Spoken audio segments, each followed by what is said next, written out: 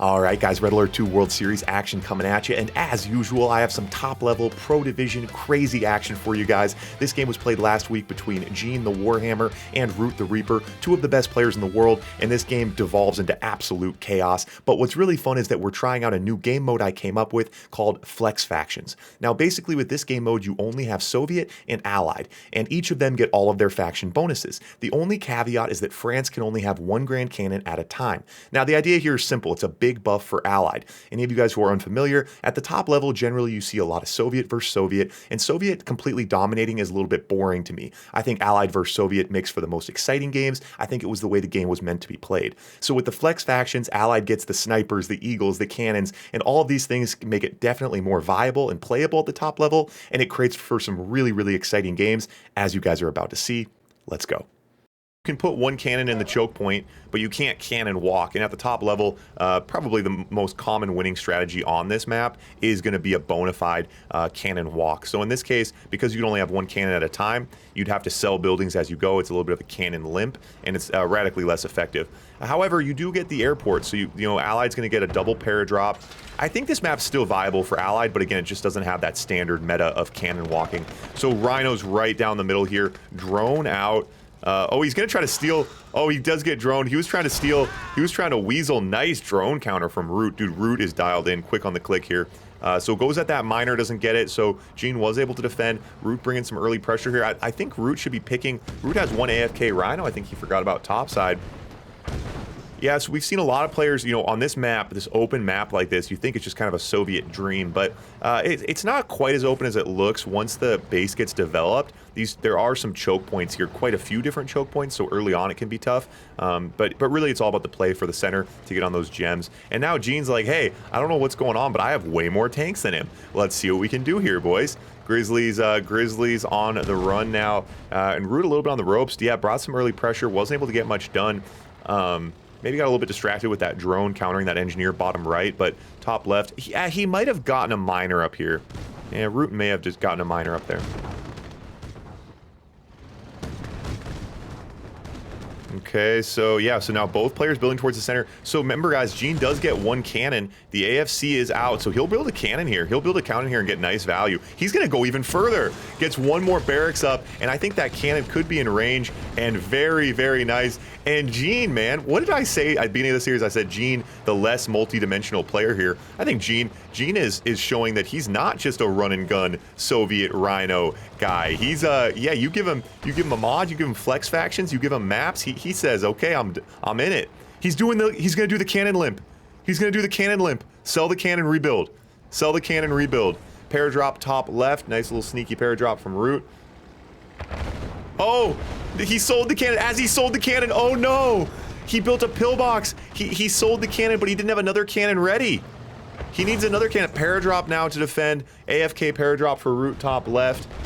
And Gene says, I don't even need the cannon. Uh-oh, Gene.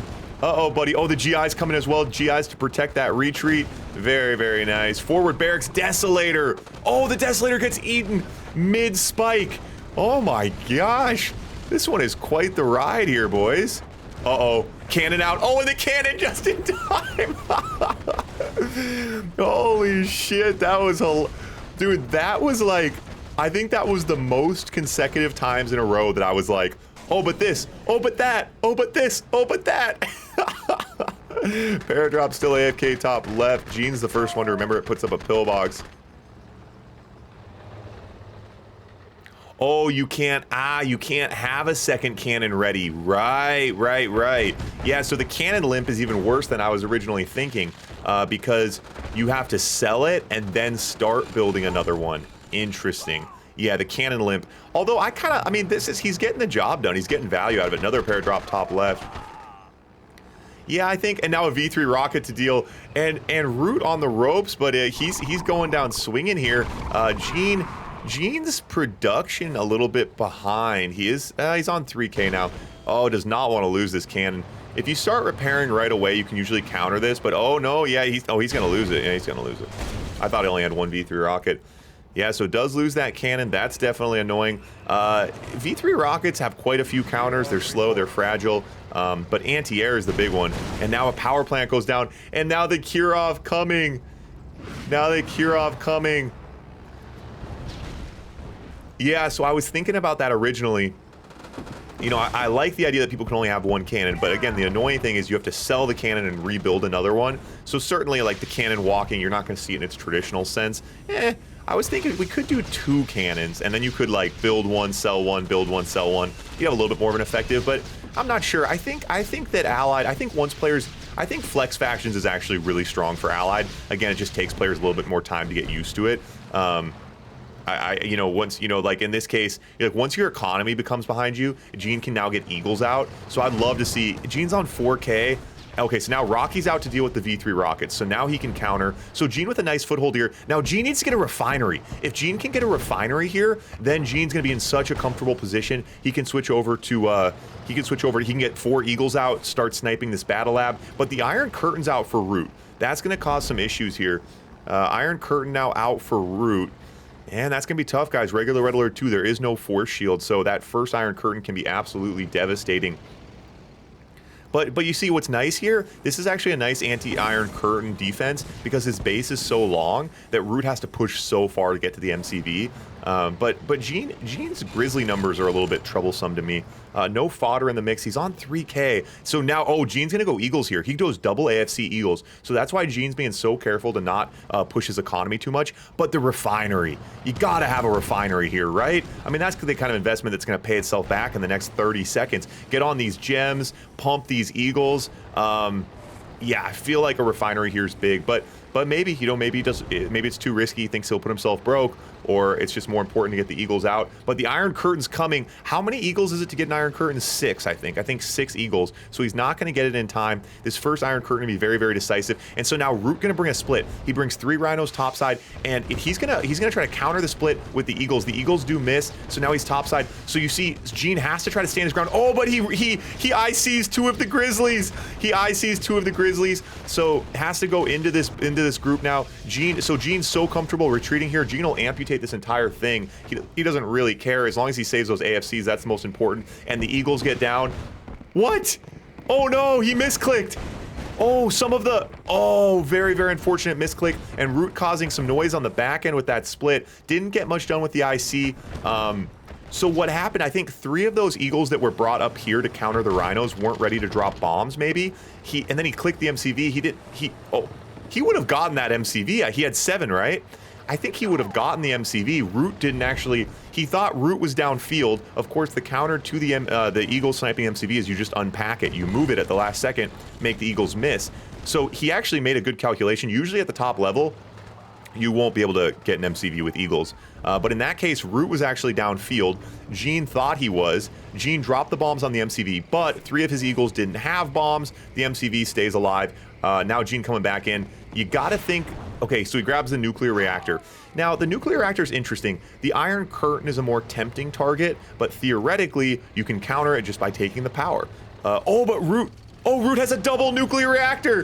Root with the double nuclear reactor, and that's why hitting the nuclear reactor is generally not a great idea. Nuclear reactors are cheap, they build fast, and a good Soviet player will spread out, have 2 of them in different parts of their base. Now the Iron Curtain dance again here, and Gene, that's unfortunate, you know, Root definitely, and Root blows it on these 3.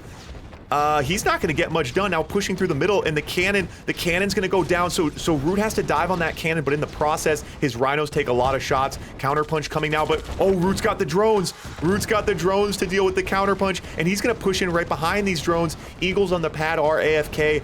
And Gene has engineer IFVs. I feel like this is such a funny game of rock, paper, scissors, man. I have said, oh, but, over and over. That's why I love Allied versus Soviet, man. You get to see these kind of games where it's like, if you do that, then he does this, then he does that, then you do this. Eagles still AFK, driving me crazy. He cannot let another Iron Curtain go. Root has effectively gotten no value out of 2 Iron Curtains. It's not going to happen again, and I'd love to see Gene bring some snipers here. Another Grand Cannon out. He puts it a little bit further back. Going to get nice value. Eagles heading downfield now. sniper. A sniper would completely change this position. The conscript's rushing the cannon. I don't think it's going to matter anyway. Root's attack, and the MCV does go down. I'm not sure if he forced the cellar or he destroyed it, but the MCV goes down. May have just sold there, and now Gene into the belly of the beast, heads downfield recklessly. He's not worried about a counterpunch because Root doesn't have an army. He's going to go miner hunting here more than likely. Maybe try to grab the Iron Curtain. Root has to Iron Curtain one tank to defend his base. The Iron Curtain's going down, the MCV's going down, and that, ladies and gentlemen, was a hell of a game. Wow. Very, very nice. And I think, you know, these kind of games where when you see mistakes, you know, you think like, oh, that wasn't a very good Iron Curtain. The thing is, top-level players forcing each other to make mistakes is really what it's all about. And Root having to, those Iron Curtains that weren't getting the job done, you know, it's tempting to say, oh, those weren't good, he did them, blah, blah, blah, blah. But the point is, you know, he was in tough positions. You know, Gene was giving him some really, really tough positions. And Root sends it downfield with miners, conscripts, and Gene's still not building a sniper. One sniper, of course, would totally change the game here. Gene gets the nuclear reactor. Okay, now Root's low power. Gene needs to be a little bit careful here. These conscripts can be really annoying, and that's a lot of miner fodder as well. Oh my gosh. No way! What are we... Wait. Gene has forgotten about the sniper. Again, guys, flex factions, all the faction bonuses is not a normal thing. Gene has forgotten about the sniper, which would totally change this, and he's just gonna head downfield. He's having a hard time with, he's like, I don't know what's going on, I'm gonna head downfield. He takes out both war factories. Okay, so now Root's not producing. Now, does he come back? Does he just go full base trade? The full base trade won't work. There's too many buildings, I think. GIs, oh my gosh. Oh my god. Root. Okay, Root now has to split up. It's just gonna come down to who can click buildings faster. Gene's gonna pull back. I don't think you can pull back now because you're not producing, right? Oh my gosh. Oh my gosh, and Gene is going to break his keyboard. Gene's gonna try to save this barracks. Gene is gonna try to save this barracks. There's too many miners. What? Oh my gosh! Holy shit, that was crazy. That's a keyboard breaker when Gene watches that replay because Gene could have built a sniper. Gene could have built a sniper and he forgot, and that's one that's gonna keep him up late at night for sure.